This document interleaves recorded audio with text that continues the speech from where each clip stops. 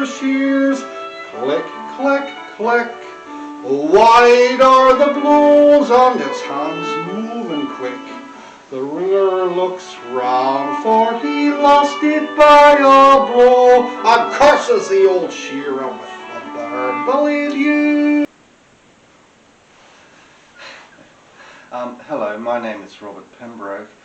I thought I'd describe to you the history of a rather colourful figure in the early days of settlement, the colonisation of Australia, the terra nullius of Captain James Cook.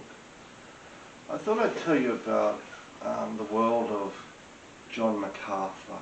The colourful character, John Macarthur, lives from the late 1700s into the early part of the 1800s, the 18th century into the 19th century.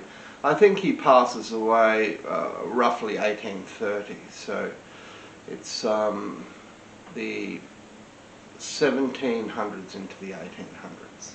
No birth certificates back then. So John Macarthur had a rather checkered past when he arrived in the colony, and people became quite ambivalent towards him because he could have quite a bitter tongue, especially to the governor, and it was on occasion that he was arrested by the governor and held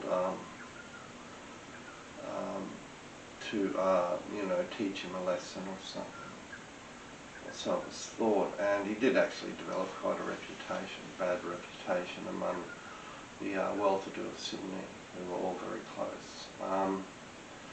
Yes, so he's largely attributed with the development of the Merino sheep species that is introduced into Australia to increase the volume of the wool clip.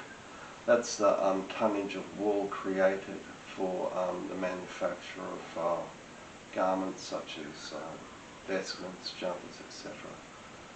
And it's a very important product, wool, because it has really good thermo properties. It can make you quite warm. It's one of the preferred fibres for that purpose. And at that time it was pretty much the only one. They didn't have these synthetic duck downs like they do now with the duck feathers and things. Yeah, so he developed the idea, but he was often hampered or impeded by, I presume, commercial interests that had other ideas about what should be happening, and people whose egos were rather strong, and they lost face with him, and of course you lose faith, you lose self-worth, and you become quite bitter, enviable and angry, yeah? And that's what happened in relation to John Macarthur. And it became so bad at one stage that he had no choice but to return to England on a rather perilous journey by sailing ship. You couldn't catch a jumbo jet back in those days, and it was indeed a rather dangerous journey, so he must have been quite fearful of things. And he returned, and he stayed there for a while until I think he may have felt that conditions back in Sydney were less hostile and he could return, because he does indeed return. I think the significance of this particular aspect of his history is not so much what happens, but what doesn't happen. The merino, although it develops, it doesn't develop as quickly as one might have liked, in his terms, I guess, because the idea is to make money, isn't it? And there were a lot of things happening at about that time period. For example, there were the Napoleonic Wars. Emperor Napoleon Bonaparte was trying to achieve an advantage in the battle with other nations. And wool was once again a very critical ingredient in the uniforms of troops and whatnot, and blankets, and it kept you warm. So the failings he had in terms of the elements affecting troop performance in the battlefield related largely to the inability to provide the resources needed for battle. And one of those resources was in fact wool, keeps you warm. In the Americas, Commander von Steuben and George Washington had attempted to gain control of the country, their regime, so to speak, and they had cotton, I do believe, but they didn't. They had a burgeoning cotton industry. I don't think it was well developed, but there was the potential for wool, but it was quite a precious commodity back in those days, and almost certainly that had a bearing on the ability of von Steuben to adequately organise troops to keep them warm. Yeah. Once again, warmth is very important, just like food. It's rather basic sort of things you need in those circumstances. So almost certainly that hindrance, or the way they impeded the life of John Macarthur, may have led at a later point in time to an inability to fulfill the logistics of war in terms of the exporting of commodities like wool. However, longitudinally, wool became a very important product in our country. It built our country. We had a cliche, it said, we built our country on the sheep's back, and that's true. It certainly did. And one might say of John Macarthur that they tarred him with a broad brush, didn't they? Yeah, or a lot of people, in fact.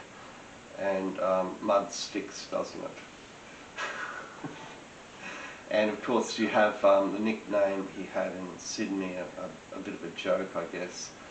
He was called Jack Bodas, apparently, and this relates to, I dare say, in Click Go the Shears, the song Click Go the Shears. It relates to the story of Tarman Jack, doesn't it? The fellow who repairs a laceration on the sheep's back with a bit of tar.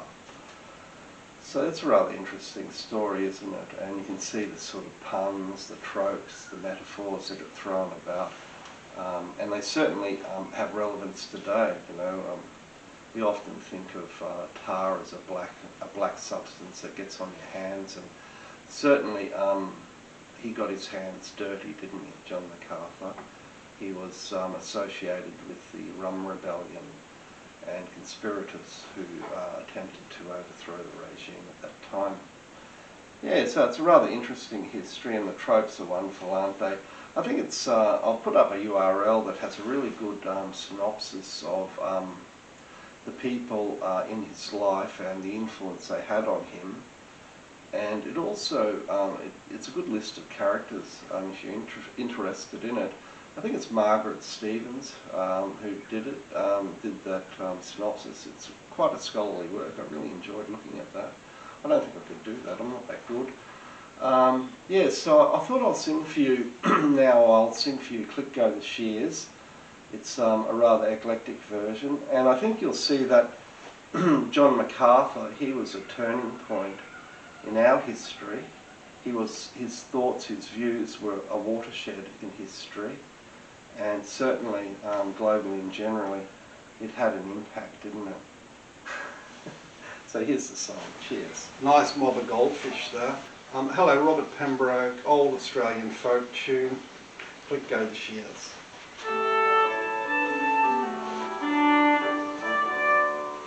Out on the board, the old shearer stands, grasping his shears and casting bony hands.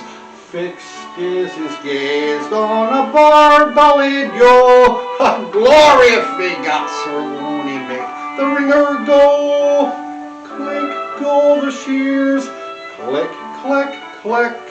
Wide are the blows and his hands moving quick. The ringer looks round, for he lost it by a blow, and curses the old shearer with the bar-bellied ewe. The tar boy is there, awaiting in demand, with his blackened tar pot in his tarry hand, sees one old sheep with a cut across its back. Here's what he's waiting for it. Oh, tar here, Jack. Click go the shears, boys. Click, click, click. Oh, wide is his blow and his hands move quick. The ringer looks around and is beaten by a blow and curses the old swaggot with the bare-bellied Joe.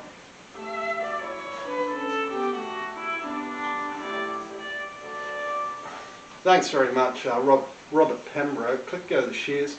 Wonderful violin version. Hey, I'll put up the URL for that. Cheers.